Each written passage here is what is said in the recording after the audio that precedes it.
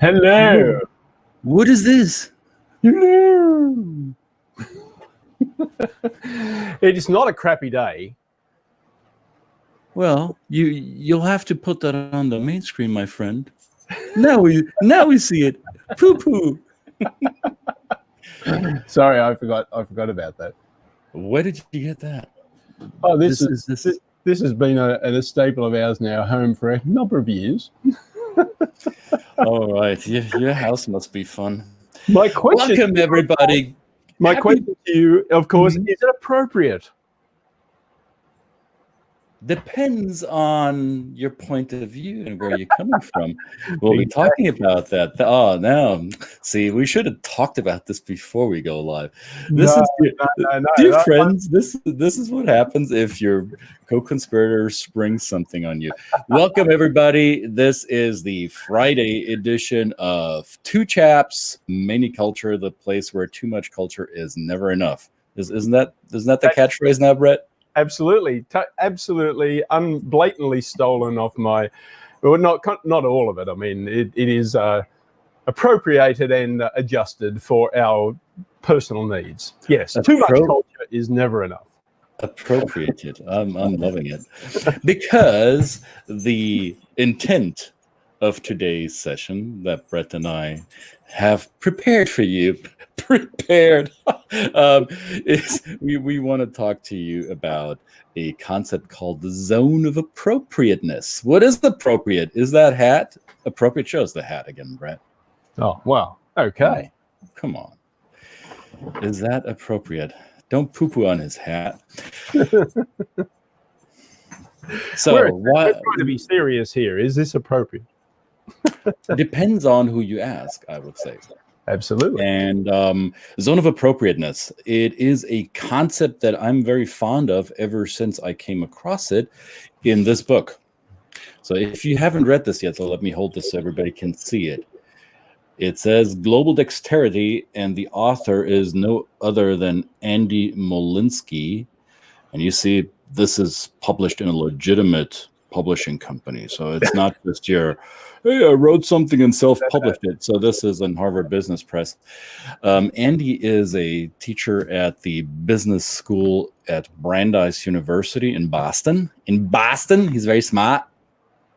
And he wrote this book a couple of years ago, and I've been a fan since because it brought to my awareness something that most of you probably inherently know, that we don't always behave the same way given different situations. So there is no person is monolithic and no culture is monolithic, or is it monolithical? Oh gosh, English grammar, not my friend. So we are not the same with everybody. We don't show up in the world just one way. We don't have only one default setting. Well, we may have a default setting, but we have variations of it. And that's what zone of appropriateness is trying to, or is successfully describing, that we have a behavioral flexibility, behavioral bandwidth within which we can show up, in which we can be. I can be more direct with Brett because he gets it. I can also be a little less direct and more flowery in my approach to people here in the US South where I live, or even with people from many indirect cultures. One that comes to mind right now is India, that I've had the pleasure of interacting with frequently. So I learned to be more indirect in my communicative approach. So I have that bandwidth already built in. And when we're talking about a zone, it can be expanded. So that zone doesn't have to be rigid. Well, you can choose to keep it the way you were raised and stay the way you are, or you can choose to expand that zone a little bit. And that's what that book is about, and that's what zone of appropriateness is about. Brett, I see that you have something coming. Oh yeah, here it is. So how would you interpret that visual? Well, this is great. I mean, my comfort zone I've come across many situations, and I was telling somebody about a story of my first trip to Poland. Of course, those who don't know, my wife is Polish, and before we were married, she took me to Poland to meet the family, of course, and it was a great trip, and I was very excited. And as a typical happy traveler, she had taken me into a local chocolate shop. We all love European chocolate, right? This chocolate shop was just fantastic, and the smells and the flavors, and it was just wonderful. And I was so happy, I was whistling, yeah.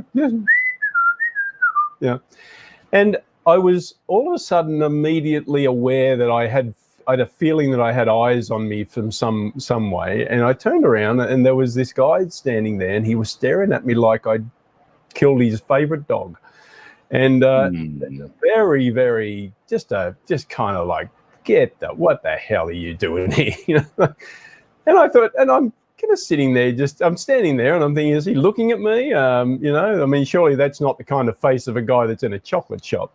And all of a sudden, him and my wife at that time, Martha, my girlfriend at that time, now wife, they started this very intense conversation. Of course, at that point, I couldn't speak any of the language, so I didn't know what they were talking about.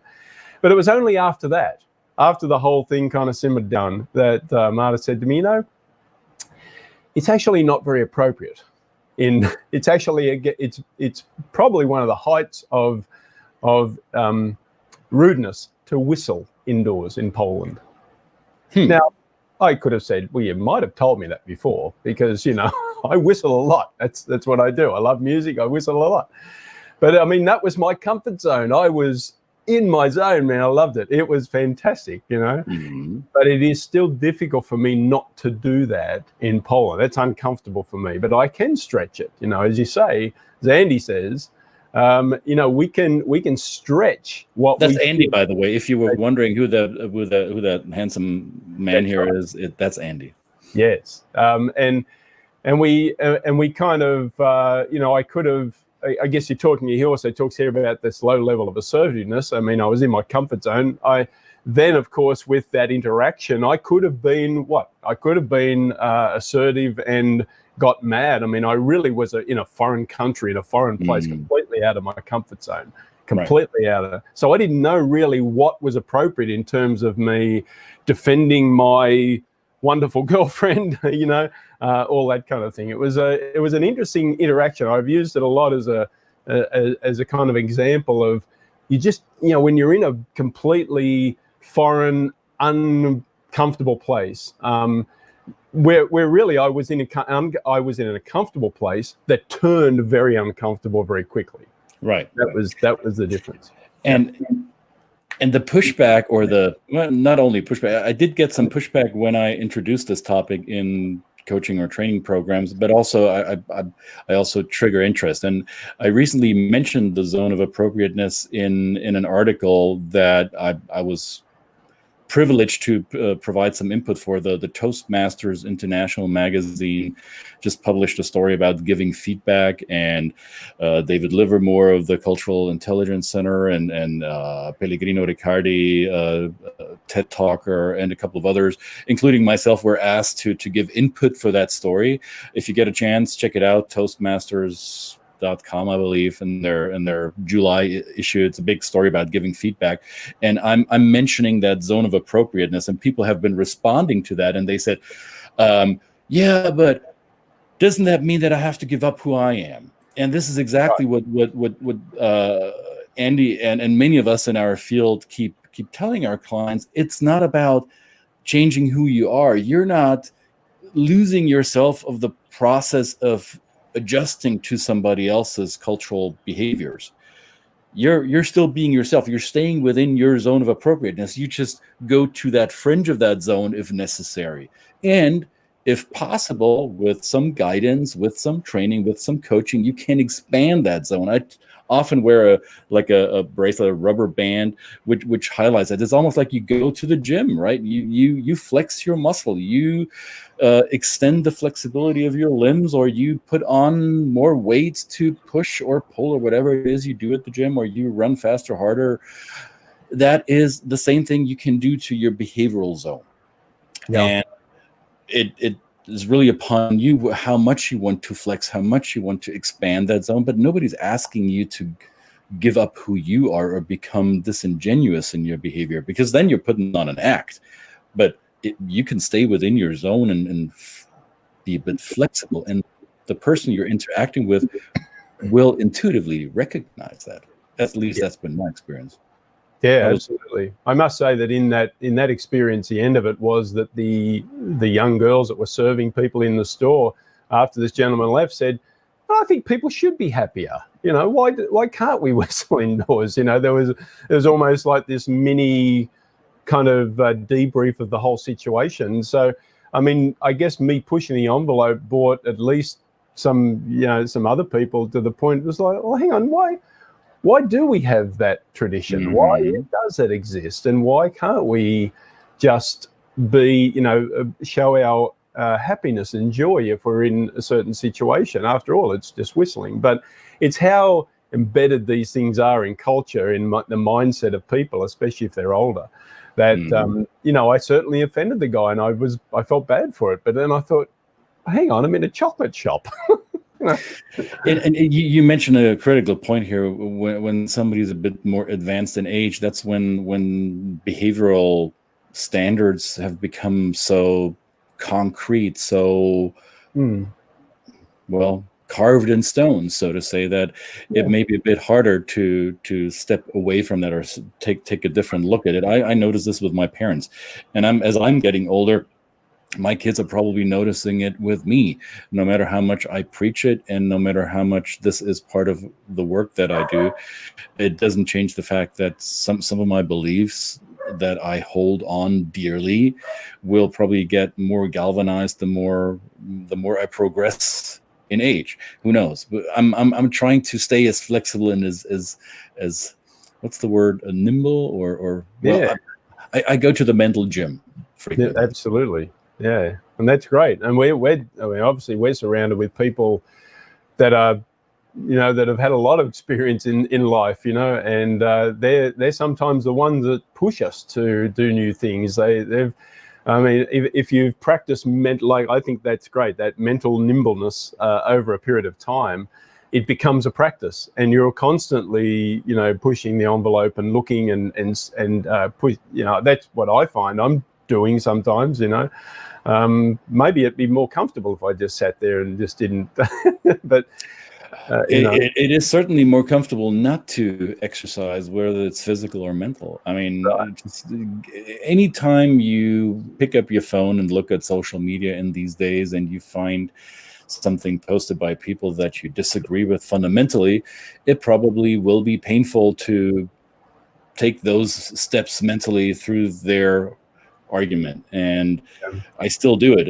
I'm reminding myself not to be triggered by it. I still listen or read positions that fundamentally disagree with my position, and I try to see the intent behind it. And sometimes I find it, sometimes I don't.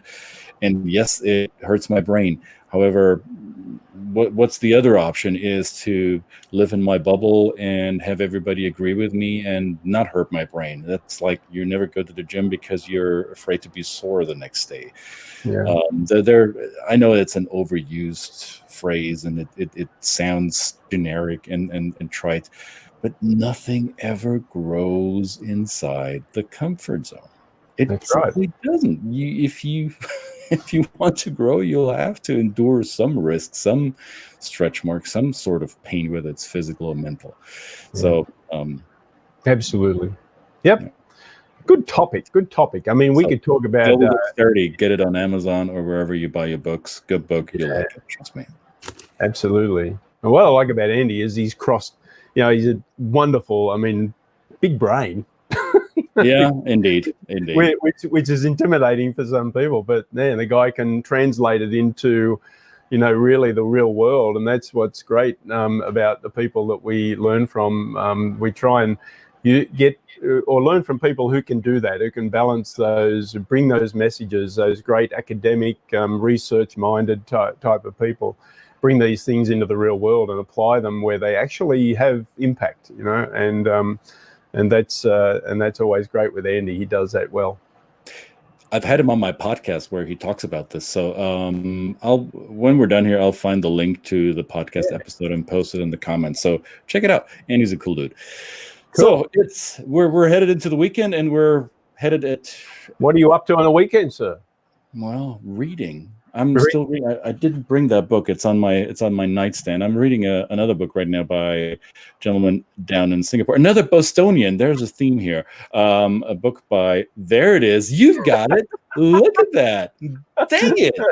As if we rehearsed that. So I'm doing the same thing. Look at that. Kyle Haggerty, The Accidental Business Nomad. That's a fun read as well.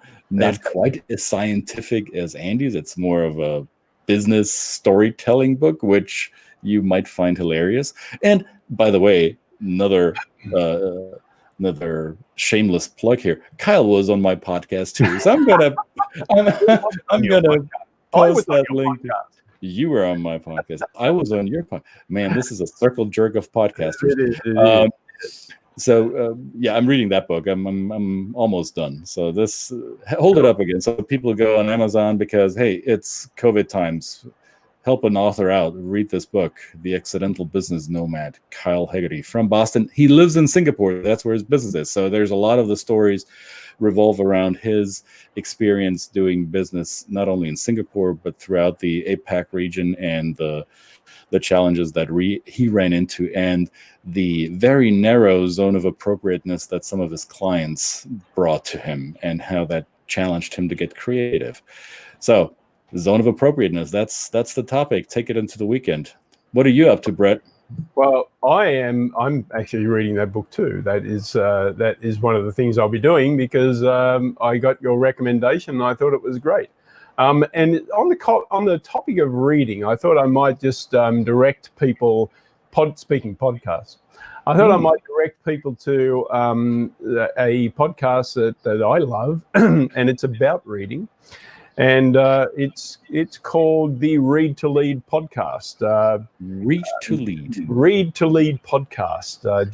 Jeff Brown. I've had the good pleasure of having lunch with Jeff Brown, and we actually did some podcasting training type of thing together. And he's a great guy. He's an ex radio jock from Indianapolis, and he's taken that and moved it into the podcasting realm. And if you're into business books and I mean just any kind of self-development, that kind of thing, books at all, he has a wonderful range of guests that talk about their books and what brought them to read it. So yeah, it just came to mind as you were talking about reading. I thought it was a great thing. So I don't know who said it first. I like the line regardless. Leaders are readers, because you cannot lead if you don't feed your brain with information that you didn't have when you started. That's where I think the topic of the name of the podcast comes from. Leaders read and readers lead. You know, that's a common tagline. So it's great. Yeah. All Excellent. Right. It is the weekend. So everybody have a wonderful weekend, whatever you're doing. Stay safe, of course, and stay distanced, but stay emotionally close. That is, and of course, reach out to us. Send us your comments and questions. You got the way to see us down there. And of course, we may just have a few special guests next week. And if you have something you perhaps might want to come on and talk about, this is a short and sharp show. We would love to have anybody who wants to come on and chin wag with us. People are going to get sick of our ugly mugs after a while. My ugly mug. Okay. Oh, geez. Frail male in the house. And, where's that poop hat when you need it? So the next week we'll have under a banner. It will be a loose banner, but we thought maybe let's try a week with some context, and we will be talking loosely about how coaching can actually improve your success rate. Well, we're not going to coach you. That's not the format for this, but we'll highlight some of the tools that both Brett and I, and maybe others in the field that you will probably meet next week, how we go about using these and how they can help you. So tune in next week. 2 Chaps, many cultures. Happy weekend to all of you. Thank you. Bye-bye.